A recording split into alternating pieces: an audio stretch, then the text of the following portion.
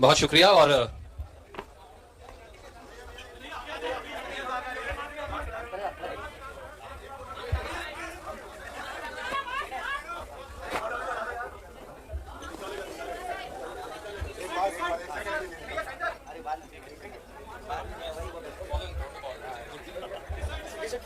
नहीं ठीक है, बिल्कुल, I am happy with it.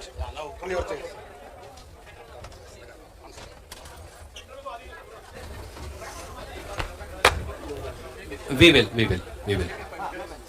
Will आप थोड़ा सा इंतजार कीजिए। और मैं अब अनुरोध करूंगा हमारे युवा साथी कन्हैया कुमार जी से कि वो अपनी बात आपके समक्ष रखेंगे। कन्हैया जी।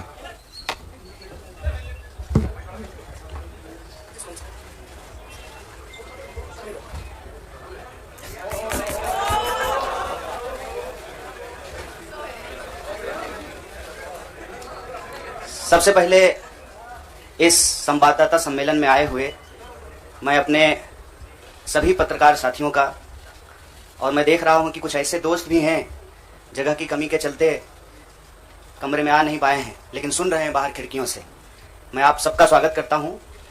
और मंच पर उपस्थित एआईसीसी ऑर्गेनाइजेशन के जनरल सेक्रेटरी वेणु जी, जनरल सेक्रेटरी सुरजेवाला जी, एससी डिपार्टमेंट के चेयरमैन नितिन राउत जी, बिहार के प्रभारी भक्तचरण दास जी, बिहार के अध्यक्ष मदन मोहन झा जी, और कांग्रेस पार्टी के ट्रेजरर पवन बंसल जी, हमारे युवा साथी और गुजरात कांग्रेस के वर्किंग प्रेसिडेंट भाई हार्दिक पटेल जी, और हमारे आंदोलन में कदम से कदम मिलाकर हर घड़ी हमारा साथ देने वाले हमारे साथी बडगाम से निर्दलीय विधायक साथी जिग्नेश मेवानी जी, मैं आप सबका आभार व्यक्त करता हूं।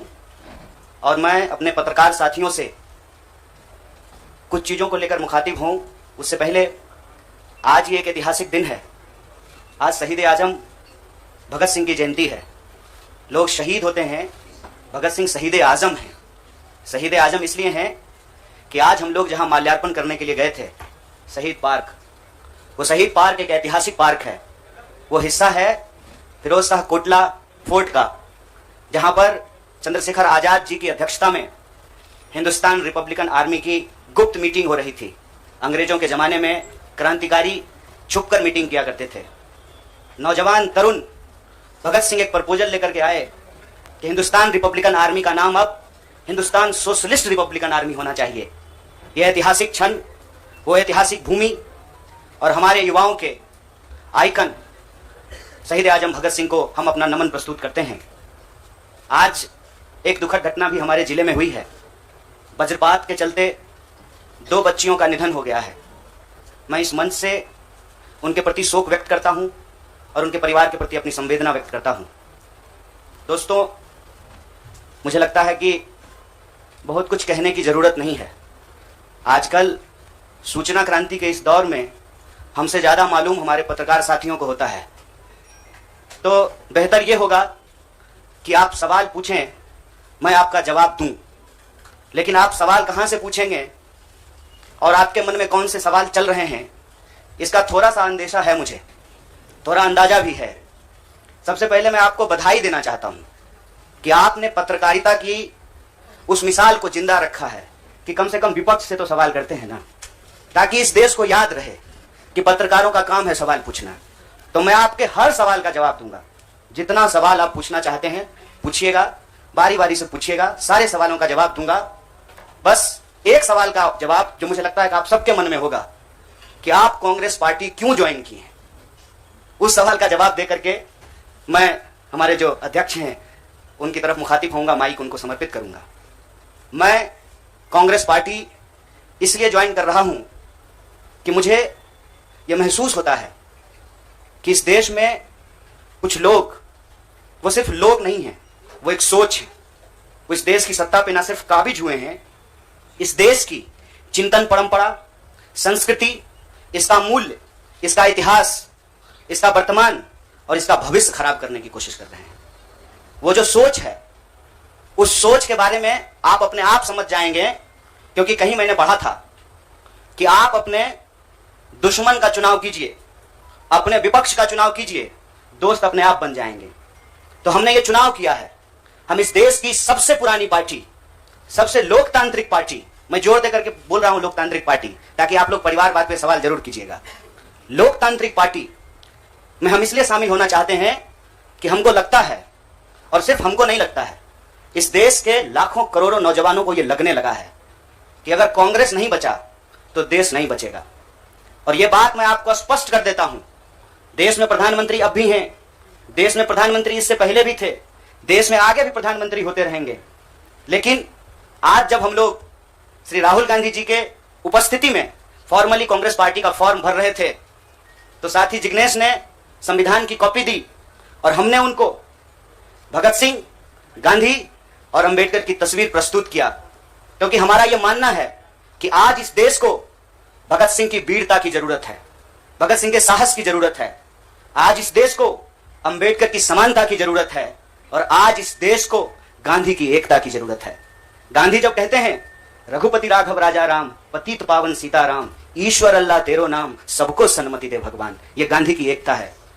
जब अंबेडकर कहते हैं कि किसी भी समाज का मूल्यांकन वहां महिलाओं की क्या स्थिति है इस बात से होगा, तब वो समानता की वकालत कर रहे होते हैं। मैं नहीं मानता हूं कि डॉक्टर बाबा साहब भीमराव अंबेडकर किसी एक समुदाय के नेता थे। कांग्रेस पार्टी ने, संविधान सभा ने डॉक्टर बाबा साहब भीमराव अंबेडकर को संविधान बनाने की जिम्मेवारी दी, और उस संविधान के प्रियम्बल में यह लिखा है, हम भारत के लोग भारत को एक प्रभुत्व संपन्न समाजवादी धर्मनिरपेक्ष लोकतांत्रिक गणराज्य बनाने के लिए, इसमें समानता, न्याय के मूल्य निहित हैं। और जब भगत सिंह कहते हैं कि आप व्यक्ति को कुचल सकते हैं, विचारों को नहीं, आप बम और पिस्तौल से कभी इनकलाब नहीं ला सकते हैं, उस साहस की जरूरत है हमको। मुझे नहीं लगता है, मेरे बहुत सारे राजनीतिक दोस्तों को यह लगता है, मुझे लगता है कि यह देश 47 से पहले वाली स्थिति में चली गई है। लेकिन जिनको लगना है, उनके पॉलिटिकल इमेजिनेशन में आज भी हर कोई अपना अपना शोरूम बचाने के चक्कर में है। रे भाई, मॉल में आग लग गया है, दुकान बचाओगे, बस्ती में जब आग लग जाती है ना, बेडरूम की चिंता नहीं करनी चाहिए। आज हम इस मुहाने पे खड़े हैं कि इस देश के भीतर भारतीय होने की जो पहचान है, जिसमें बुद्ध निहित हैं, जिसमें कबीर निहित हैं, जिसमें नानक निहित हैं, जिसमें हर बार हर दौर में सत्ता से सवाल पूछने का साहस होता है, उस भारतीय चिंतन परंपरा को बचाने की जरूरत है। इसीलिए हम कांग्रेस पार्टी में शामिल हुए हैं कि कांग्रेस पार्टी वो पार्टी है जो गांधी की विरासत को लेकर के आगे चलेगा। कांग्रेस पार्टी वो पार्टी है जो सरोजिनी नायडू के विचारों को लेकर के चलेगा। कांग्रेस पार्टी वो पार्टी है जो अंबेडकर, नेहरू, अशफाक उल्लाह खान, शहीद आजम भगत सिंह और मौलाना अबुल कलाम आजाद के रास्तों पर चलेगा। हम जब भी समानता और बराबरी की बात करते हैं, यह कुछ व्यक्तियों तक सीमित नहीं है, यह भारतीय होने का इतिहास है। और इस भारतीय होने के इतिहास को अपने आप में यदि कोई समेटे हुए है तो देश की सबसे पुरानी पार्टी है। और जो लोग कह रहे हैं विपक्ष कमजोर हो गया है, यह सिर्फ विपक्ष के लिए चिंता की बात नहीं है। यह मैं नहीं कह रहा हूं, कोई शास्त्र, कोई किताब उठा करके देख लीजिए। जब विपक्ष कमजोर हो जाता है, सत्ता तानाशाही रुख अख्तियार कर लेती है। इसीलिए देश की सबसे बड़ी विपक्षी पार्टी, मैं कोई गुनागणित नहीं कर रहा हूं, लेकिन मुझे यह बात सीधे तौर पे समझ में आ रही है कि देश के लोकसभा में 545 सीट हैं, 200 लगभग सीट ऐसे हैं जहां भाजपा के सामने कांग्रेस के अलावे कोई विकल्प नहीं है। मैं ये नहीं कह रहा हूं कि मेरी जिम्मेवारी सिर्फ एक पार्टी के लिए है, लेकिन जो पार्टी सबसे बड़ी पार्टी है, सबसे बड़ी विपक्षी पार्टी है, उस पार्टी को अगर नहीं बचाया गया, अगर बड़े जहाज को नहीं बचाया गया, छोटी छोटी कश्तियां भी नहीं बचेगी। इसीलिए, और मैं जब यहां बैठा हुआ हूं, मेरे इतिहास को, मेरे वर्तमान को लोग देख रहे हैं, बहुत सारे सवाल हैं, वो आएंगे, उनका जवाब मैं दूंगा। लेकिन यह जो ऐतिहासिक जिम्मेवारी है, उस जिम्मेवारी से मैं अपना मुंह नहीं मोड़ सकता हूं।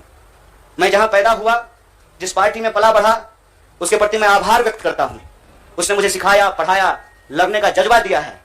लेकिन उस पार्टी के साथ साथ मैं उन लाखों करोड़ों लोगों को भी धन्यवाद देना चाहता हूं जो किसी पार्टी से जुड़े हुए नहीं थे। अपने स्कूल के व्हाट्सएप ग्रुप में जब हम लोगों के ऊपर अनावश्यक आरोप मढ़े जाते हैं, तो अपने दोस्तों से लड़ रहे थे, अपने घरों में डिनर टेबल पर लड़ रहे थे। लोगों की दोस्तियां टूट गई हम लोगों के आंदोलन के समर्थन में, और मैं मजाक नहीं कर रहा हूं, लोगों के डिवोर्स तक हो गए।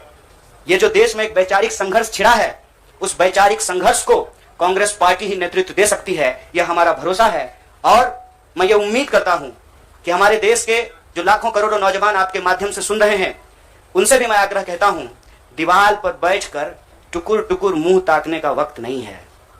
ये अर्जेंसी का टाइम है। और इस अर्जेंसी के टाइम पे दीवार पे बैठ करके दायां जाएं कि बायां जाएं, ये मत सोचिए। जब आप जंग में होते हैं तो आपके पास जो अवेलेबल चीजें होती हैं आप उससे मुकाबला करने की कोशिश करते हैं। कांग्रेस पार्टी एक बड़ी जहाज है, अगर कांग्रेस पार्टी बचेगी तो हमारा मानना है इस देश के लाखों करोड़ों नौजवानों की आकांक्षाएं बचेंगी, गांधी की मीमांसा बचेगी, भगत सिंह के सपनों का भारत बचेगा और डॉक्टर बाबा साहब भीमराव अंबेडकर की समानता का भारत का निर्माण संभव हो पाएगा। इसी आशा और उम्मीद के साथ मैं इस पार्टी से जुड़ा हूं और मुझे पूरा भरोसा है कि कांग्रेस पार्टी जो अपने आप को एक लोकतांत्रिक पार्टी कहती है, आजादी के साथ अपनी पूरी मुखरता के साथ सत्ता से सवाल पूछना और लोगों के हक के लिए लड़ना भिड़ना संघर्ष करने में हमारे साथी रहेंगे, हमारे सहयोगी रहेंगे। और ये परिवार संघ परिवार नहीं, वो क्या परिवार जो परिवार छोड़कर परिवार बनाना पड़े, वो परिवार जो आपको परिवार छोड़ने के लिए नहीं कहता है, कहता है कि अपने परिवार में रहिए। अरे महात्मा गांधी कस्तूरबा गांधी को लेकर के अंग्रेजों से लड़ गए, बताइए इनको अपना घर छोड़ना पड़ा, कोई जरूरी है क्या? घर परिवार के साथ रहना है। डॉक्टर बाबा साहब भीमराव अंबेडकर भी अपने परिवार के साथ रहते थे। आप जितने बड़े लोग हैं उनका इतिहास उठा करके देख लीजिए, सब लोग अपने परिवार के साथ रहते थे। वो परिवार छोड़ करके बनने वाला परिवार नहीं। न्याय बराबरी और संघर्ष के लिए इस परिवार में मैं शामिल हुआ हूं। सभी सदस्यों के प्रति देश के अंदर फैले हुए लाखों करोड़ों कार्यकर्ताओं को अपना आभार व्यक्त करता हूं। बहुत बहुत शुक्रिया, बहुत बहुत धन्यवाद।